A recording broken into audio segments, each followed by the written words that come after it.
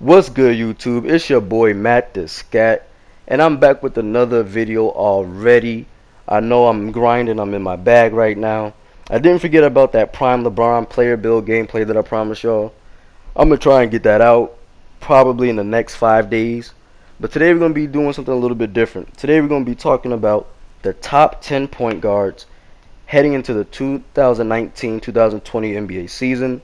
As you can see, I got some gameplay going on. I'm on Blacktop 2K19. Got the best point guards playing against each other. It's actually really good gameplay. As you can see, I pull it from deep. That's a green. Oh no, it wasn't. Anywho, yeah. So we're just gonna hop right into it. All right. So at the honorable mention position, I have De'Aaron Fox, who just came off his sophomore year in the league, his best season yet. He had career highs in every category. His scoring went up from 11 points per game to 17.3.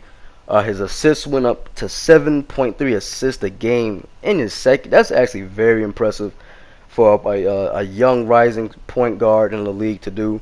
He's not a good shooter yet, and then that's what makes it even the more impressive because he's not even a great jump shooter, and he still managed to score 17 points per game and be able to facilitate well. That's just very impressive. He's obviously a great defender, a really good defender, decent scorer, aggressive, tough.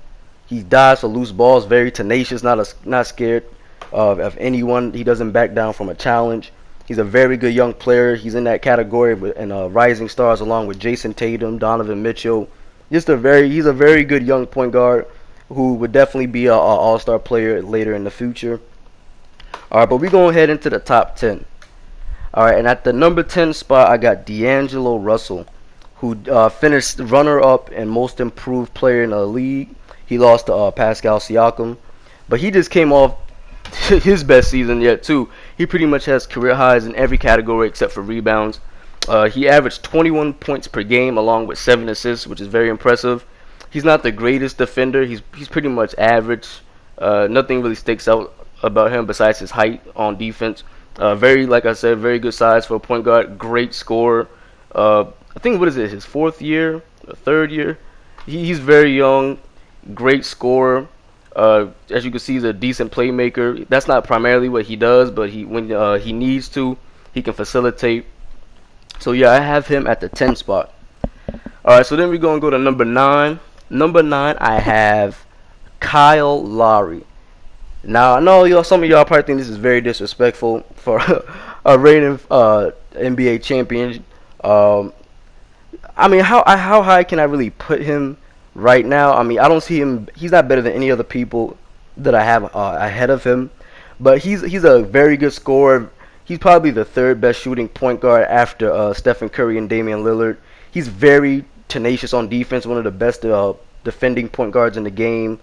Like I said, great scorer. He hustles. He doesn't back down from a challenge either. He's tenacious. So yeah, I have him at the number 9 spot. I can't really put him any higher. I really can't. So number 8, we have John Wall. Now John Wall has the talent to be a top 5 point guard. He really does. But he's always involved in some type of drama. He's not a great leader, and his jump shot really hasn't improved that much since he came into the league. He obviously has amazing stats. He averages pretty much 19 and 10 like religiously for like the last 4 or 5 years. He's definitely a guaranteed all-star participant, especially in the East.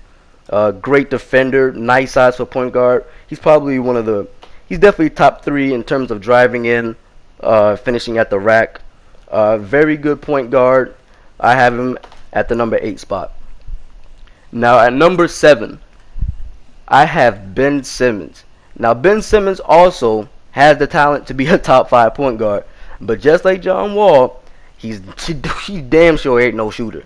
He damn sure. He has not even attempted. He took 1 3-pointer, and I think it was during the playoffs. I don't even think he took a 3-point shot in a regular season. I could be wrong, but I really don't think so.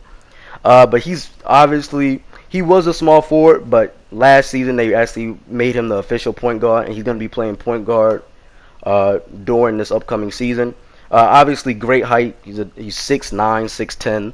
Amazing passer, he's definitely a top three passer as far as point guards in the league.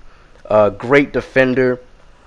Like I said, one of the worst. He's probably the worst shooter at the point guard position. Um, I would have him higher, but in the playoffs, he pretty much just turns back into a power forward. They just leave him open and double Embiid, and that's unacceptable as a point guard. You can't be a top five point guard and turn into a power forward during the playoffs. You know what I'm saying? So that's why I have him at the number 7 position. All right, number 6, just barely missing the top 5. I have Kemba Walker. Kemba Walker just came off his best season. He's finally getting the recognition that he deserves. He made his first All-Star game this year. I'm proud of him. Happy for him. He's definitely a great scorer, especially being 6'1". That's very hard to do in the league. People try and disrespect him, saying he's a poor version of Kyrie. I find that very disrespectful. I get that point that he's very similar to Kyrie, but he's not quite as good. But that's still very disrespectful. He's average on defense. Nothing stands out. Like I said, he's small, so nothing really sticks out about him on defense. But he's a hell of a scorer, elite handle. I would say he's probably top 5, top 3 handle in the league after Steph, Kyrie. I can't think of anybody else. So he's definitely top 3, top 5 handles. All right, so now we're going to move into the top 5. This is where it gets interesting. At number 5, I have Chris Paul. Yes, Chris Paul is a top 5 point guard. People be trying to clown Chris Paul like he's still not a great point guard. Obviously, he's not what he used to be, because at one point he was the best point guard, and then he was a top 3 point guard most of his career. But Chris Paul is still a great point guard. Obviously, still a great facilitator. Can score. His scoring numbers did go down. He averaged 15.9 points per game. That's because he wasn't the primary ball handler, and he's not the first scoring option when he was on the Rockets. But now that he has pretty much his own team on OKC, I expect his scoring to go up, his assists to go back up. He'll probably average 19 and 8 or something around there.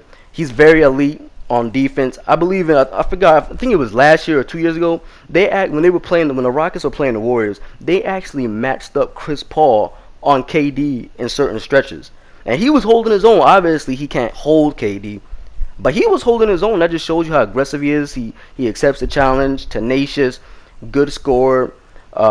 He's also in that category in terms of best shooting point guards after Steph, Dame.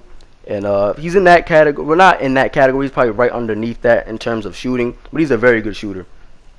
So now I'm going to number 4. I have Russell Westbrook. Now, I'm not the biggest fan of Russell Westbrook. I'll be the first one to tell you that. I think he's a bit overrated. His numbers are too good, and he's too talented of a player to not get out of the first round.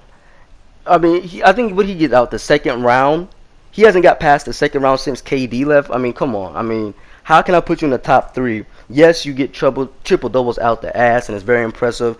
You know, he gives 100% effort. He's going 100 miles per hour every game. But he takes a lot of bad shots, man. He's already not a good shooter, and he takes a lot of bad shots that harm his team. You know, I feel like he tries so hard to dig his team out of a hole that he ends up just digging them even more in a bigger hole. So, like I said, he's very explosive. He's probably the second best finisher at the rim. After I got Kyrie. Kyrie is the best finisher at the rim in terms of point guards. He has the talent to be one of the best defending point guards, but he's not active all the time. He picks and chooses when he wants to be a good defending point guard.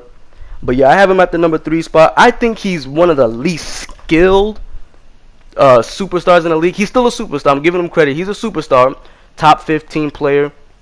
But in terms of skill, shooting, dribbling, IQ, you know, he's not very skilled. I mean, he's obviously very skilled to make the NBA. I mean, like, come on. But I'm comparing him to his contemporaries.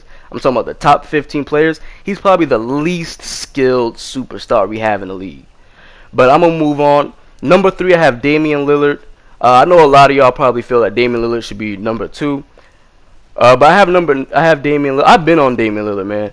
Damian Lillard was so underrated for like the first 2-3 years in the league, man. I've been on that. Damian Lillard's offensive game is so complete. He could do damn near everything. He could drive in, not quite as well as Russell Westbrook, and Kyrie, but he's right under them. He's a very elite offensive point guard. His defense is average. He's active at least.